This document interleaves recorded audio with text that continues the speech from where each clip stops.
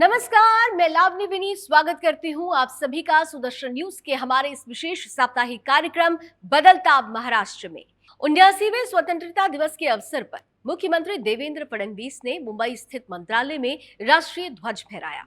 इस अवसर पर मुख्यमंत्री फडणवीस ने कहा कि महाराष्ट्र देश के समग्र विकास में तेजी से आगे बढ़ रहा है और विकसित महाराष्ट्र विकसित भारत के सपने में महत्वपूर्ण योगदान दे रहा है।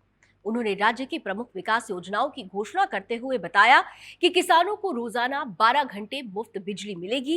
इसके लिए दुनिया का सबसे बड़ा डिस्ट्रीब्यूटेड सोलर प्रोजेक्ट दिसंबर 2026 तक पूरा हो जाएगा।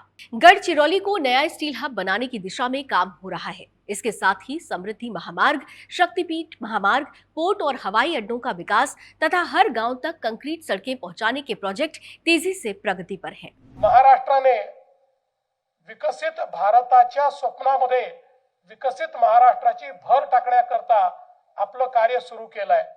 वस्तू निर्माणाच्या क्षेत्रामध्ये महाराष्ट्र नंबर 1 आहे। एक्सपोर्टच्या क्षेत्रामध्ये महाराष्ट्र पहिल्या क्रमांकावर आहे। स्टार्टअपच्या क्षेत्रामध्ये महाराष्ट्र पहिल्या क्रमांकावर आहे आणि एक मोठी घोडदौड महाराष्ट्राची चाललेली आहे। सोलापुर में प्रधानमंत्री आवास योजना शहरी के तहत तैयार किए गए 1348 नए घरों का वितरण मुख्यमंत्री देवेंद्र फडणवीस के हाथों संपन्न हुआ। इनमें दहीटड़े में 1128 और शेड़गी में 220 घर शामिल हैं। ये परियोजना विशेष रूप से असंगठित क्षेत्र के कामगारों को ध्यान में रखकर तैयार की गई है। मुख्यमंत्री फडणवीस ने इस अवसर पर कहा कि सोलापुर में अब सोलापुर पैटर्न विकसित हो चुका है। कम खर्च में सुंदर, टिकाऊ और दर्जेदार घर बनाकर ये मॉडल पूरे महाराष्ट्र के लिए मार्गदर्शक साबित होगा। हमारा लक्ष्य है कि हर नागरिक को सुरक्षित और स्थायी आवास मिले।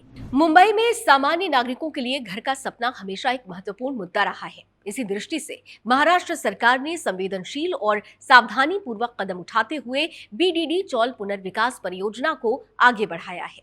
इस परियोजना के प्रथम चरण के पूरा होने पर 556 परिवारों को उनके नए और स्वप्निल घरों की चाबियां मुख्यमंत्री देवेंद्र फडणवीस, उप मुख्यमंत्री एकनाथ शिंदे और उप मुख्यमंत्री अजीत पवार के हाथों सौंप दी गई। इन नए भवनों को 100 वर्ष तक टिकाऊ और 12 वर्ष तक रखरखाव मुक्त बनाए जाने का विशेष ध्यान रखा गया है।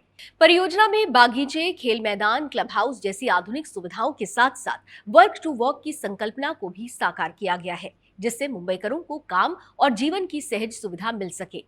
तीनों नेताओं ने संयुक्त रूप से आश्वासन दिया है कि सरकार मुंबईकरों को उनके अधिकार का घर दिलाने के लिए पूरी तरह से प्रतिबद्ध है।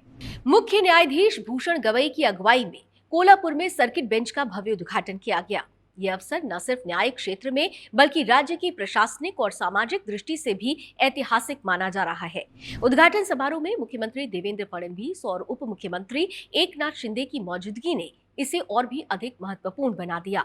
इस अवसर पर अपने संबोधन में मुख्यमंत्री देवेंद्र फडणवीस ने कहा कि कोल्हापुर बेंच की स्थापना का वास्तविक श्रेय मुख्य न्यायाधीश भूषण गवई को जाता है, लेकिन राज्य सरकार ने आधारभूत ढांचा और भूमि उपलब्ध कराकर इस सपने को हकीकत में बदलने में अहम योगदान दिया है। वहीं उप मुख्यमंत्री शिंदे ने कहा कि राजश्री शाहू महाराज जी ने कोल्हापुर से सामाजिक न्याय का संदेश दिया था। आज उसी भूमि पर मुख्य न्यायाधीश गवई के मार्गदर्शन में स्थापित ये बेंच सामाजिक न्याय की परंपरा को आगे बढ़ाने और उसे पूर्णता देने वाला कदम है। जलगांव जिले के चिंचोली क्षेत्र में 66.27 एकड़ क्षेत्र में विकसित हो रहे भव्य मेडिकल हब का उप मुख्यमंत्री अजीत पवार द्वारा निरीक्षण किया गया। इस आधुनिक केंद्र में medical college, super speciality hospital, शोध केंद्र और आवासीय सुविधा का निर्माण लगभग पूरा हो चुका है। निरीक्षण के दौरान उप मुख्यमंत्री ने निर्माण में शेष छोटी मोटी कमियों को तुरंत सुधारने के निर्देश दिए।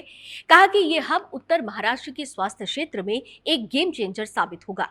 उन्होंने जोर देकर कहा कि इस परियोजना के पूरा होने के बाद क्षेत्र के नागरिकों को पुणे या मुंबई तक जाने की आवश्यकता नहीं पड़ेगी और उन्हें जलगांव में ही उच्च स्तरीय स्वास्थ्य सेवाएं उपलब्ध होंगी। विशेषज्ञों के अनुसार इस मेडिकल हब के संचालन से न केवल क्षेत्रीय चिकित्सा सेवाओं में सुधार होगा बल्कि शोध और शिक्षा के क्षेत्र में भी नए अवसर पैदा होंगे।